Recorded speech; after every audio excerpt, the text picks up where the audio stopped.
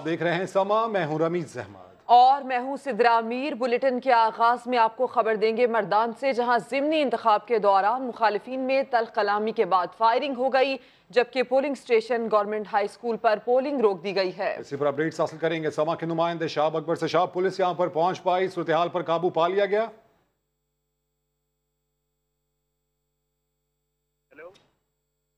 शाहब अकबर से रब्ता कायम करेंगे। मर्दान से आपको खबर दे रहे हैं जहां पर ज़िमनी इंतखाब के दौरान मुखालिफिन में तल कलामी के बाद फायरिंग हो गई। इसी पर अपडेट्स हासिल करेंगे। शाहब अकबर हमारे साथ मौजूद है। शाहब, क्या बताना है पुलिस का?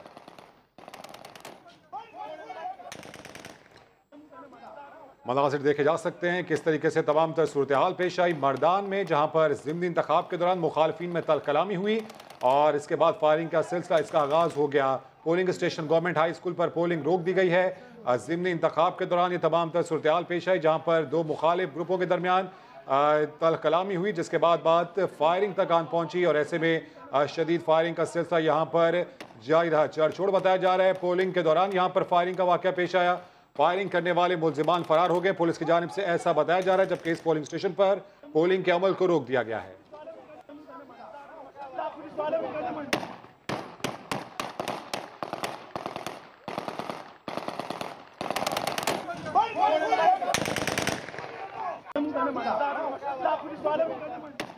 इसी पर अपडेट्स हासिल करेंगे समा के नुमाइंदे शाहब अकबर से। शाहब, क्या बताना है पुलिस का अब तक? हाँ जी, देखिए काटनंग तहसील काटनंग में पोलिंग के दौरान पीटीआई और दीगर जमातों के वर्करों के माबैन हाथापाई, उसके बाद जो है फायरिंग हुई। फायरिंग से भगदड़ मच गई, लोगों ने वर्करों ने भाग कर जाने बचाई। पुलिस की बारी नफरी अभी मौजूद है पोलिंग स्टेशन के अंदर, जो है हालात को कंट्रोल किया जा चुका है। ताहम पोलिंग का अमल जो है वो अभी तक शुरू नहीं हो चुका। पुलिस के मुताबिक जैसे ही हालात कंट्रोल होंगे तो वो दोबारा जो है वो पोलिंग का अमल शुरू कर दे। इस वाक़े के बाद बहुत से वोटर जो है वो उन्होंने अब तक अपना वोट कास्ट नहीं किया है। जी अच्छा शाहब, हम देख रहे हैं दिन दिहाड़े ये तमाम तर सूरत हाल पेश आई है, पुलिस ने अब तक किया क्या? क्या किसी को हिरासत में लिया गया, किसी को गिरफ्तार किया गया? जी, दिल्ली इंतजामिया की तरफ से दफा 144 नाफिज कर दी गई थी। पुलिस स्टेशन के करीब या पूरे शहर में जो है असले की नुमाइश। और अब यहाँ पर सवाल ये पैदा होता है कि वर्कर जो थे मुसल्ला यहाँ पुलिस स्टेशन कैसे पहुँच गए। जैसे ही फायरिंग का सिलसिला शुरू हुआ, पुलिस तो पुलिस स्टेशनों पे 3-4 की तादाद में मौजूद थी। उसके बाद दिल्ली से पुलिस रवाना कर दी गई है। अब पुलिस स्टेशन जो है पुलिस ने कब्जे में लिया हुआ है। वर्कर जो है उनको पुलिस की इजाफी नफरी यहाँ पर तलब की गई और सूरत हाल पर कुछ हद तक काबू पाया जा चुका है। अपडेट्स के लिए बेहद शुक्रिया साहब।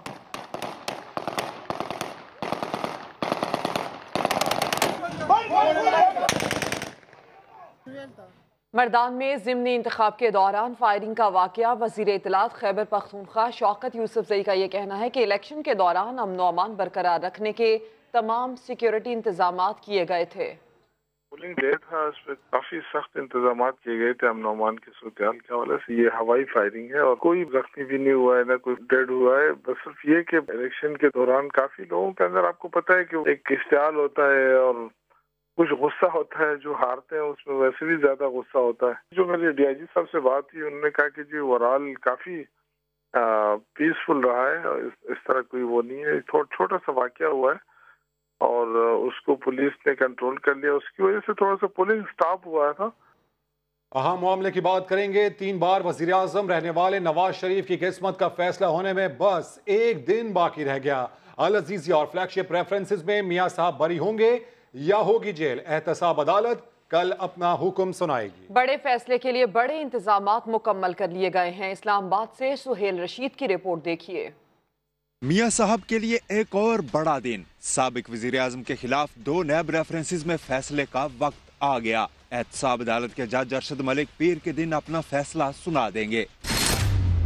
अल अजीजिया और फ्लैगशिप रेफरेंस में आमदन से जायद असासों और बेटों के नाम बेनामी जायदाद बनाने का इल्जाम साबित हुआ तो नवाज शरीफ को ज्यादा से ज्यादा 14 साल तक कैद हो सकती है, साथ जुर्माना और जायदाद जब्तगी भी। ऐसी सूरत में कायद मुस्लिम लीग एक बार फिर अडयाला जेल पहुंच जाएंगे। अगर अदालत इस नतीजे पर पहुंची कि नैब अपने शवायद से जुर्म साबित करने में नाकाम रहा तो मियां साहब बरी होंगे।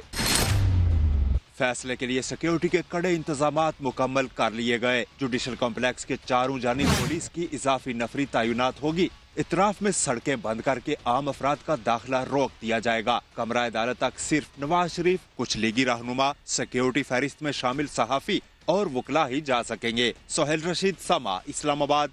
और एहतसाब अदालत के फैसले से एक दिन कबल शरीफ बरादरान की अहम मुलाकात, आइंदा की हिकमत अमली तैयार कर ली गई। नवाज शरीफ खुद अदालत जाकर फैसला सुनेंगे। छोटे भाई से मुलाकात के बाद नवाज शरीफ रवाना हो गए। इसी पर अपडेट्स हासिल करेंगे समा के नुमाइंदे वसीम अब्बास से। वसीम, कितनी देर जारी रही है मुलाकात और जरा क्या बताते हैं, क्या बात हुई इसमें? जी, ये 2 घंटे से ज्यादा मुलाकात जारी रही। मियां मोहम्मद नवाज शरीफ और शहबाज शरीफ की। मोहम्मद नवाज शरीफ आज लाहौर से सीधे मिनिस्टर कॉलोनी इस्लामाबाद पहुंचे, जहां पे इन दोनों भाइयों ने मुलाकात की और कल आने वाले मुतवक्के फैसले के बारे में सियासी हिकमत अमली और मुख्तलिफ अमूर पर जेर गौर रहे। अपडेट्स के लिए बेहद शुक्रिया वसीम। पाकिस्तान को बेदर्दी से लूटने वाले डाकुओं को सजा जरूर मिलेगी। वज़ीर आज़म के मुआविन खुसूसी नईमुल हक ने रवा हफ्ते आने वाले बड़े फैसलों से बड़ी तवक्कुआत वाबस्ता कर ली। कहते हैं आसिफ जरदारी और नवाज शरीफ की तमाम जायदादों को जब्त होना चाहिए। जरदारी साहब और नवाज शरीफ साहब, जिस बेदर्दी से आपने कौम को लूटा है, आपकी जितनी भी जायदादें हैं पाकिस्तान में वो जब्त होनी चाहिए। आपने तो कुछ छोड़ा ही नहीं, इंतहा कर दिया करप्शन। जब तक इबरतनाक सजा नहीं दी जाएगी, हम तरक्की के राह पे गामजन नहीं हो पाएंगे। इस हफ्ते इंशाल्लाह बहुत ही अहम फैसले आने वाले हैं। GIT की रिपोर्ट जो है उसके हक़ाइक़ सबके सामने आ गया। हमारी हुकूमत के पास जो इदारे हैं, वकीला है, हमारे वज़ीर कानून है, FIA, इंटेलिजेंस ब्यूरो से तमाम ISI है वगैरह वगैरह, FBR है, स्टेट बैंक ऑफ पाकिस्तान है, security and exchange commission of Pakistan है, वो जो हमें मालूमात फराहम करते हैं, उसकी बुनियाद पर हम ये कह सकते हैं बड़े इत्मीनान से कि इंशाल्लाह जो फैसला आएगा, चोरी करने वाले, डाका डालने वालों को सजा जरूर मिलेगी। ये लोग मज़ीद गरीब आवाम को बेवकूफ़ नहीं बना सकते। वज़ीर आज़म साहब ने फैसला किया है, हम जलसों का आगाज कर रहे हैं। 27 जनवरी को पहला जलसा इंशाल्लाह मियांवाली में होगा। वज़ीर आज़म साहब उससे खुद खिताब करेंगे। मिड टर्म इलेक्शन का कोई इम्कान नहीं। गवर्नर सिंध इमरान इस्माइल कहते हैं पूरे मुल्क में सफाई हो रही है, गंद के साथ गंद फैलाने वालों को भी साफ करेंगे। कराची सर्कुलर रेलवे की बहाली के दौरान मुतबादिल रिहाइश देने तक घरों को मिसमार नहीं करेंगे। सफाई तो पूरे मुल्क में शुरू हो चुकी है और इसमें इस सफाई में जो बड़े बड़े नाम आ रहे हैं वो भी साफ होंगे इंशाल्लाह। जिसने इस मुल्क के अंदर गंद किया है उसको साफ करना है हमने। अब जिन्होंने गंद किया है उनको भी साफ़ करना है और जो गंद हुआ है उसको भी साफ़ करना है। देखिए, सर्कुलर रेलवे के ऊपर जो साफ़ करने के लिए जो आबादी बीच में आ रही है, उसको प्राइम मिनिस्टर ने इस ख्वाहिश का इजहार किया है, बल्कि उन्होंने ये कहा है कि हम कोई आबादी ऐसी नहीं हटाएंगे जब तक हम उन्हें मुतबादिल जगह ना फराहम कर दें। तो जब तक मुतबादिल जगह या रकम फराहम नहीं होती, उस आबादी को वहाँ से रिमूव नहीं किया जाएगा। विफाकी वजीर रेलवे शेख रशीद शहबाज शरीफ को चेयरमैन PSC बनाने पर फट पड़े। अवाम ने चोर को चेयरमैन बनाने के लिए इमरान खान को वोट नहीं दिया था। चेयरमैन PSC की गाड़ी पर झंडा होगा तो कौन सजा देगा? ऐसे अनासिर को वुज़रा कॉलोनी में नहीं जेलों में होना चाहिए। मजीद क्या कहा, आपको दिखाते हैं। मैं वाज़े ऐलान करता हूँ, चोरों, डाकुओं, लटेरों, कमीशन खोरों, बेईमानों को सजाएं न मिली तो इस मुल्क की बुनियादें हिल जाएंगी। लोगों ने इसलिए इमरान खान को वोट दिए कि करप्ट लोग आइन और कानून के दायरे में जेलों के पीछे हों। इसलिए नहीं दिए कि वो पब्लिक अकाउंट कमेटी के चेयरमैन बन गए और फेडरल मिनिस्टर। अब वो झंडा लगी हुई गाड़ी में जाएगा चोरों की अदालत में, दहशतगर्दी में, वो जज उसको बाहर लेने आएगा क्योंकि उसको फ्लैग लगा हुआ होगा, उसका प्रोटोकॉल मेरे से ज्यादा होगा, वो वजीरों की कॉलोनी में रहेगा। ये कैसे हो सकता है? ये इस मुल्क में मुमकिन नहीं है। पेशावर में जितनी इंक्रोचमेंट है इसको खत्म कर दिया जाए। स्टेट की जमीन है, किसी के बाप की जमीन नहीं है। चाहे कोई कितना बड़ा मोतबर वहाँ मौजूद है, कितना बड़ा बदमाश मौजूद है, उसको नेस्त तो नाबूद कर कर रख दें। गरीबों को तंग ना करें, बड़ों को माफ ना करें। गरीब आए उससे बिल्डोजर आगे ले जाए, 2 नंबर का आदमी आए उसे बिल्डोज करके आगे चले जाए। और सिर्फ शेख रशीद ही नहीं, पूरी हुकूमत ही चेयरमैन PSC को मानने को तैयार नहीं। इमरान खान से वुज़रा तक सब यही कहते हैं, ऐसा करना बिल्ले को दूध की रखवाली पर बिठाना है, इससे तो जमहूरियत का मजाक उड़ेगा। शहबाज शरीफ के चेयरमैन PSC बनने के बारे में वज़ीर आज़म और वुज़रा कब कब क्या क्या कहते रहे, आइए देखते हैं। शहबाज शरीफ ऑपोजिशन लीडर बन जाए। ये नहीं हो सकता कि हम आप एहतसाब से पीछे हट जाए, ये नहीं होगा। जो भी हो जाए ये हमारी आखिरी चीज। मैं नहीं मानता, मैं नहीं जानता। शहबाज शरीफ साहब गिरफ्तार होंगे, उनके लिए प्रोडक्शन ऑर्डर्स भी आएंगे, पब्लिक अकाउंट्स कमेटी के चेयरमैन भी उनको बनाया जाएगा, वो हुकूमत का ऑडिट भी करेंगे, मिनिस्टर्स एनक्लेव में अपने बंगले में ही रहेंगे। मैं नहीं मानता, मैं नहीं जानता। अपने ऑर्डर खुद जारी करेगा। मैं शहबाज शरीफ 28 तारीख को पब्लिक अकाउंट कमेटी का इजलास बुलाता हूँ, सारे मेरे दरबार में हाजिर हों। दूध की रखवाली पे बिल्ले को बैठा दिया है। जो सबसे बड़ा चोर है वो इंतसाब करेगा। मैं नहीं मानता, मैं नहीं जानता। पब्लिक अकाउंट्स कमेटी का काम होता है पार्लियामेंट की तरफ से एहतसाब करना। वो चेयरमैन बनाना चाहते हैं शहबाज शरीफ, उनके ऊपर 56 कंपनीज के केसेस बने हुए हैं। हम अपनी जमहूरियत का मजाक क्यों उड़ाने लगे? मैं नहीं मानता, मैं नहीं जानता। नवाज शरीफ साहब के प्रोजेक्ट हैं, शहबाज शरीफ को आप बैठा देंगे ऑडिट करने। ये तो आपने बिल्ले को दूध की रखवाली बैठा दिया। तुम नहीं चार अगर कोई माने मगर मैं नहीं मानता।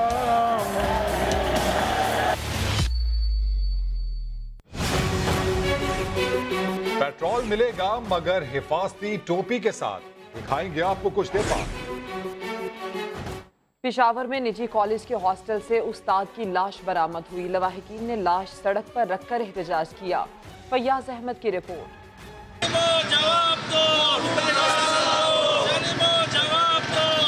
पेशावर में लेक्चरर का मुबैना कत्ल। दलजाक रोड के निजी कॉलेज के हॉस्टल से लाश बरामद। चित्राल से ताल्लुक रखने वाले नौजवान मेहराब पर तशद्दुद के निशानात। लवाहिकीन का लाश के साथ एहतजाज और इंसाफ का मुतालबा। मेहराब नबी के कातिलों को जल्द से जल्द कैफुर किरदार तक पहुँचाया जाए। लवाहिकीन ने बताया कि पुलिस और कॉलेज इंतजामिया हमारे साथ ताउन नहीं कर रही। कॉलेज के प्रिंसिपल के पास जाएं, स्कूल के, तो उनको सही तरीके से कोई बात भी नहीं करता और उनको खूब सही तरीके से कोई बताता भी नहीं कि ये कत्ल कैसे हुआ है। पुलिस ने 2 अफराद को हिरासत में लेकर लाश पोस्टमार्टम के लिए भिजवा दी। कैमरामैन हयात खान के साथ फयाज अहमद, समा, पेशावर। और वाह वालों की आस सुनने वाला कोई नहीं। मुसल्लह नकाबपोश डाकुओं की दिन दिहाड़े लूटमार और खवातीन पर तशद्दुद। सीसीटीवी कैमरे ने सारे मनाजिर महफूज कर लिए, लेकिन नए पाकिस्तान में भी पंजाब पुलिस का वही पुराना हाल है। सदाकत अली की रिपोर्ट। हफ्ता 22 दिसंबर की शाम 4 बजे का वक्त। थाना वाह कैंट के इलाके नवाबाबाद की गली में से गुजरती 2 खवातीन। गली के कोने पर रुकती मोटरसाइकिल। एक मुसल्लह सवार उतरकर गली में तेजी से खवातीन की जानिब लपका, छीना झपटी और मारपीट शुरू कर दी। खवातीन की चीखों पुकार सुनकर एक बुजुर्ग मदद के लिए दौड़ा, लेकिन करीब पहुंचकर असला देखा तो उल्टे कदमों वापस हो लिया। अब गली के कोने पर शहरी वारदात देख रहे हैं और उन्हीं के साथ बेधड़क खड़ा डाकू का साथी फरार के लिए इंतजार कर रहा है। लूट मार करके असला लहराते लुटेरा वापस आया। दूसरे ने मोटरसाइकिल स्टार्ट की और फिर ये जा वो जा।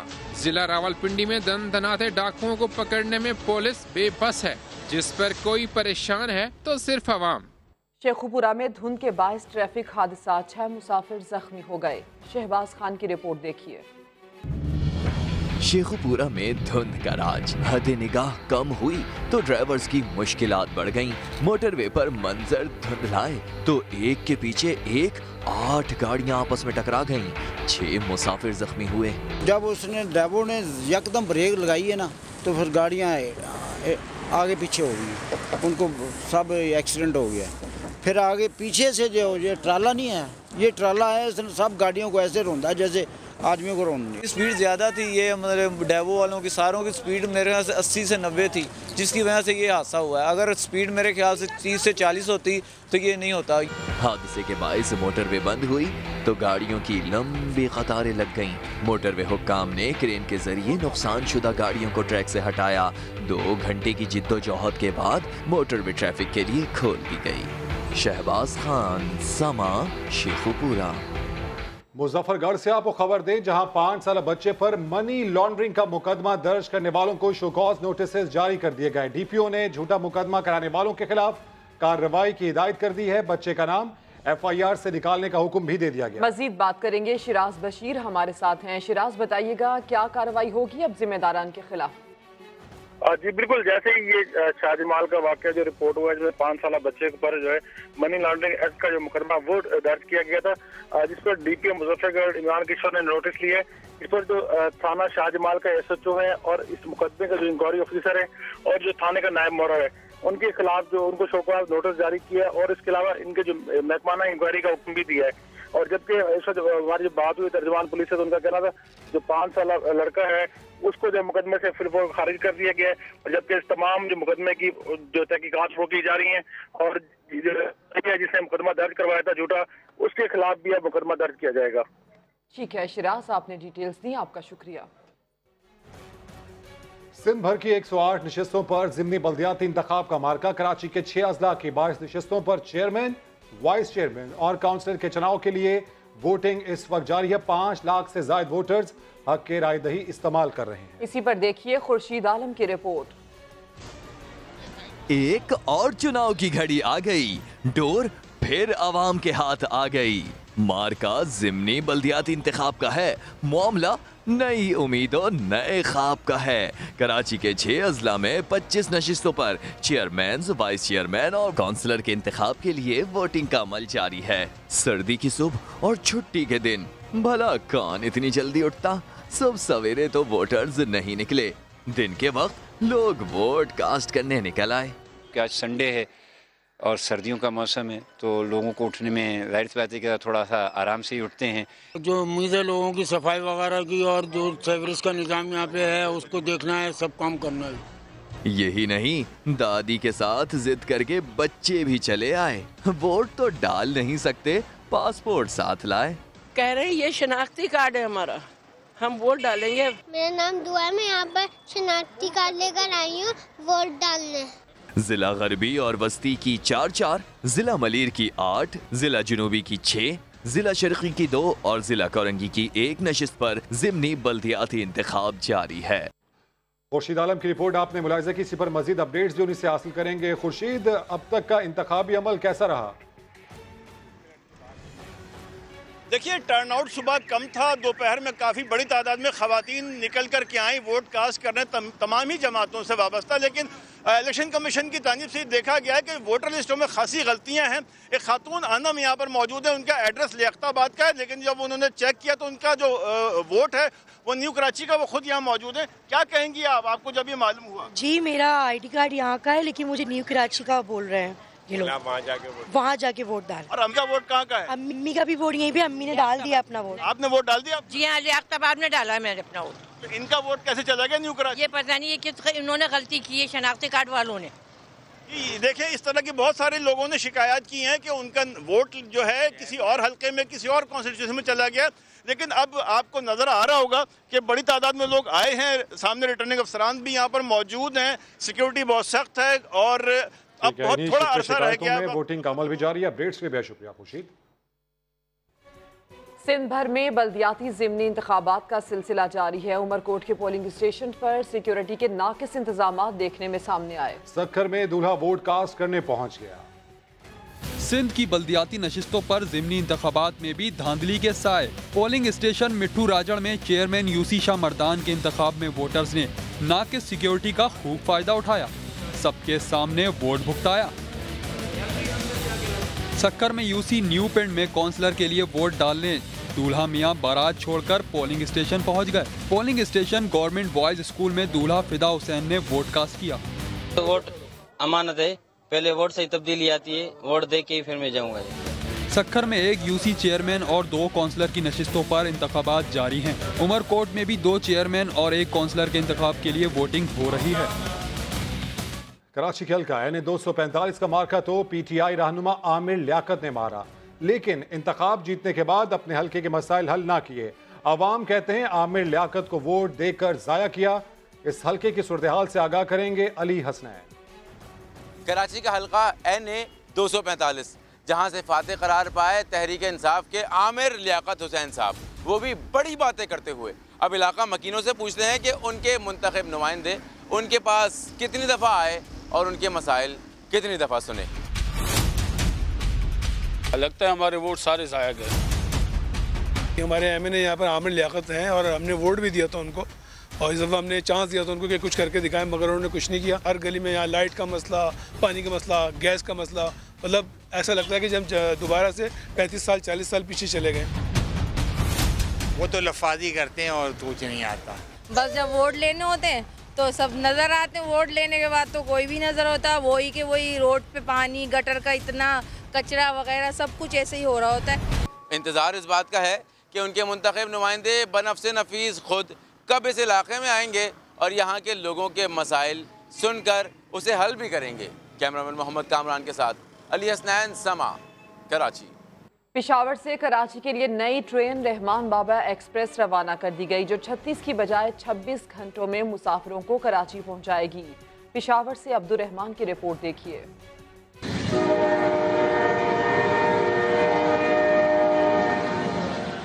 पश्तो जुबान के सूफी शायर रहमान बाबा से मौसूम रेलगाड़ी पेशावर कैंट स्टेशन से वफाकी वजीर रेलवे शेख रशीद ने सब्ज झंडी हिलाकर रवाना की, जो फैसलाबाद और मुल्तान से होते हुए मुसाफिरों को पहुंचाएगी कराची, वो भी पहले से 6 घंटे कम वक्त में, जिसका किराया सिर्फ 1350 रुपए हुआ मुकर्रर। ये रहमान बाबा एक्सप्रेस इमरान खान का तोहफा है पठानों के लिए, पख्तूनख्वा के लिए।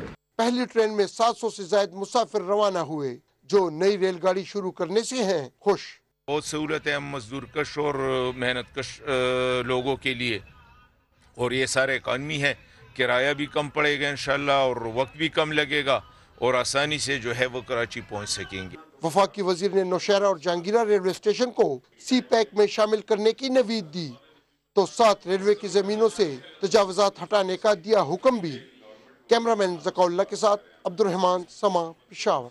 और बगैर हेलमेट पेट्रोल ना देने के हुकूमती फरमान ने रावलपिंडी के शहरियों को बिलाखिर कानून की पासदारी सिखाही दी। पेट्रोल पंप मालिकान हुक्मनामे पर सख्ती से अमल कर रहे हैं। उमर आसिफ रिपोर्ट करेंगे।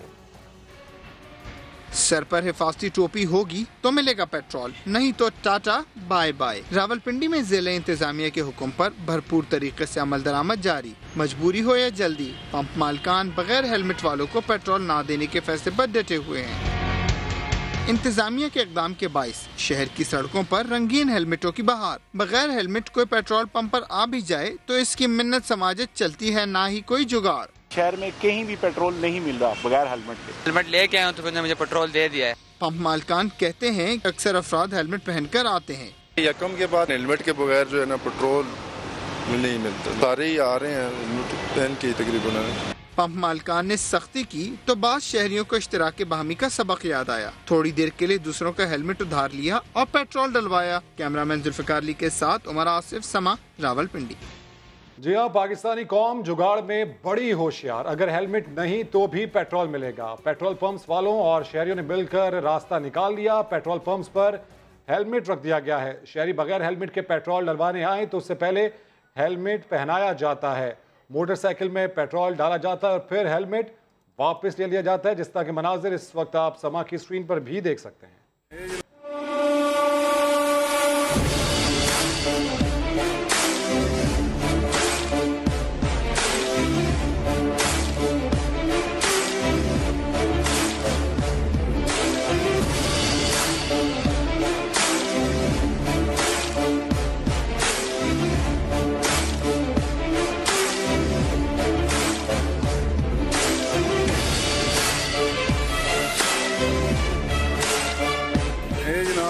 बगैर हेलमेट के आ रही है और पेट्रोल पंप वालों ने अपने हेलमेट रखे हुए हैं, वो पहना के और पेट्रोल डाल रहे हैं। बुलेटिन में लेंगे ब्रेक, लेकिन पहले न्यूज अपडेट। कराची के इलाके डिफेंस फेज 8, गिजरी क्रीक और मदीर नदी के तरफ तामीरात। नैब ने जमीन अलॉटमेंट का नोटिस ले लिया। तहकीकाती कमेटी कायम। डेल्टा एरिया में रिहायशी और तामीराती स्कीम कैसे कायम की गई। EPA, DHA और लैंड यूटिलाइजेशन के हुक्म तलब।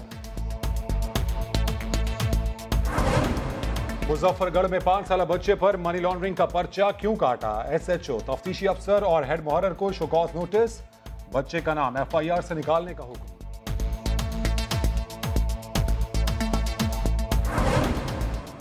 और कोयटा के इलाके नवाकली में फायरिंग, 2 अफराद कत्ल। पुलिस के मुताबिक रिश्ते के तनाजे पर फायरिंग की गई।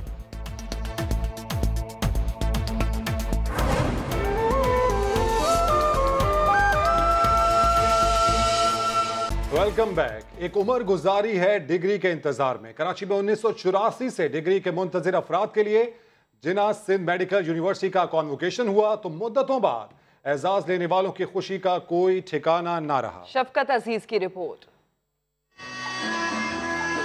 था जिसका इंतजार, दिन वो भी आ गया।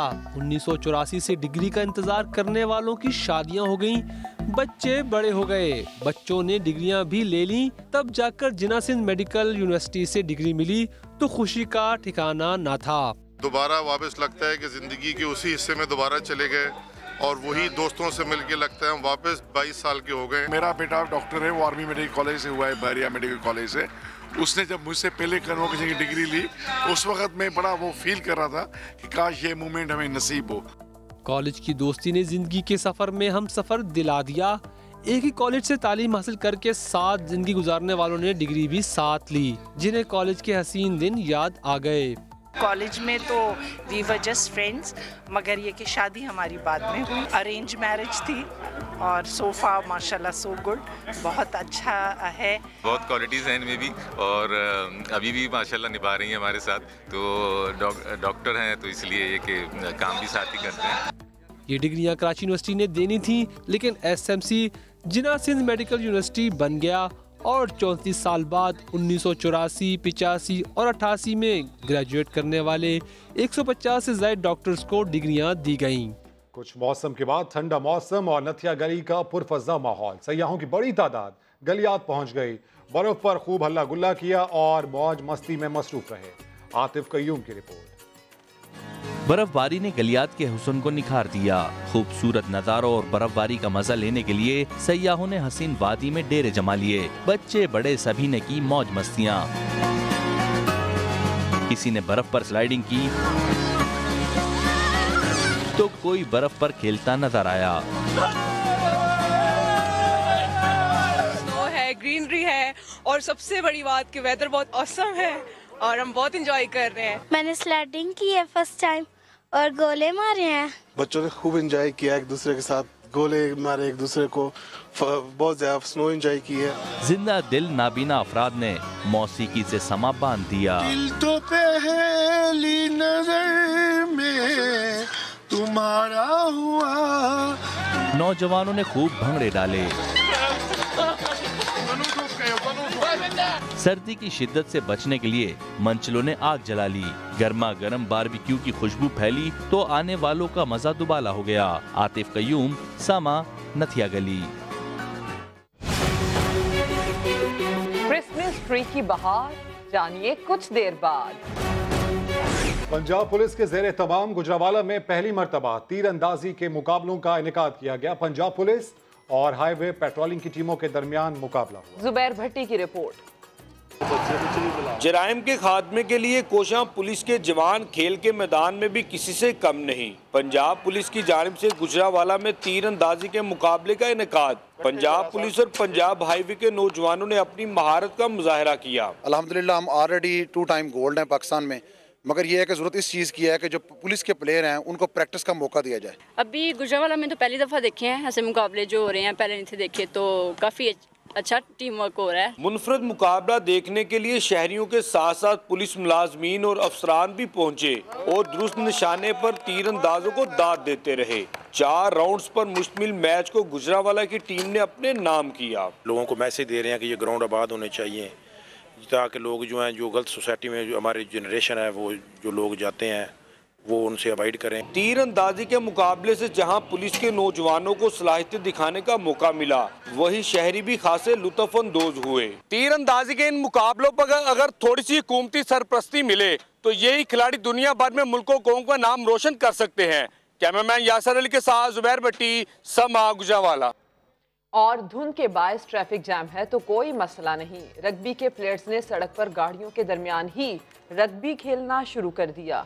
रग्बी की टीम मैच के लिए इस्लामाबाद जा रही थी। धुंध के बायस शेखुपुरा पर 8 गाड़ियां टकरा गईं और ट्रैफिक जैम हो गया, जिसमें सैकड़ों गाड़ियों के साथ टीम 2 घंटे तक फंसी रही।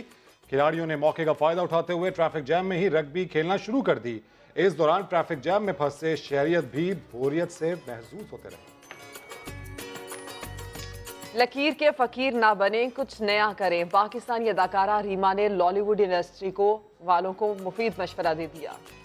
देखिए, फिल्म इंडस्ट्री के पहले भी जवाल की जो वजह बनी जब हम लकीर के फ़कीर बन गए। एक पंजाबी फिल्म हिट हुई मौला जट, तमाम लोगों ने उसी पैटर्न की फिल्में बनाना शुरू कर दी। अभी जैसे जवानी फिर नहीं आनी या पंजाब नहीं जाऊंगी जैसी अच्छी फिल्में एक कॉमिक अंदाज में बनाई गई तो तमाम लोग इसी पैटर्न को फॉलो करना आना शुरू कर दें। मिलवाते हैं आपको लियारी के बासलाहियत मुसव्विर से जो कैनवस पर ऐसे रंग बिखेरते हैं कि हकीकत का गुमान होता है। शायान सलीम की रिपोर्ट।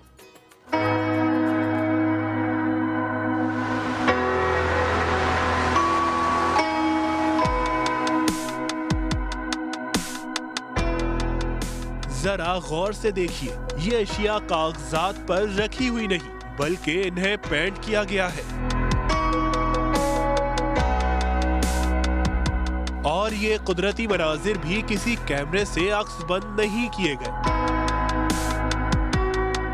इन्हें पेंसिल और ब्रश से कैनवस पर उतारा गया है। ये तख्लीकात है कराची लियारी के रिहायशी मूसा सनानी की, जो गुमनामी की जिंदगी गुजार रहे हैं। इसके लिए आते हैं बड़े एक्सपेंसिव कलर है कि एक ट्यूब आप लोगे तो कोई 500 की आ रही है, इससे कोई 1000 रुपये वाली भी है। कुछ कलर कुछ लोगों ने दिए मुझे, जिनके यहाँ मैं काम करने गया तो उन्होंने मुझे ये सेट पूरा था तो काम ख़त्म होने के बाद उन्होंने दे दिया मुझे। इसी तरह मेरे पास जमा होते रहे।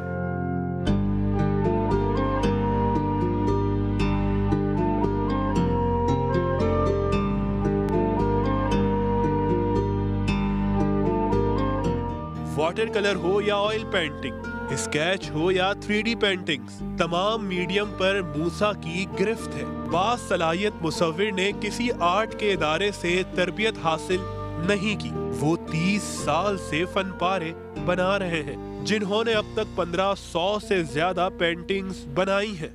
जगहों पे लेकर भी गया काम अपना, किसी एग्जीबिशन में सेल के हवाले से कईयों ने मशवरा दे के भैया आप इस गैलरी में चले जाओ, इस गैलरी में चले जाओ। मैं जाता था, लेकिन बात वही है ना कि वहाँ नाम चलते हैं, काम नहीं चलते। और किसी ने इतनी हुकूमती सतह पर तो कोई वजीरा नहीं हुई। मूसा की फन से मोहब्बत ऐसी है कि वो नौकरी के बावजूद अपने ख्यालात, एहसासात को कैनवस पर मुंतकिल करने के लिए वक्त निकाल लेते हैं।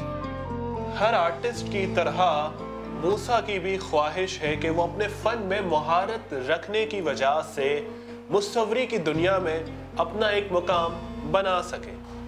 इसके पास इतने वसाइल नहीं, लेकिन इसे यकीन है वो अपने मकसद में कामयाब हो जाएगा।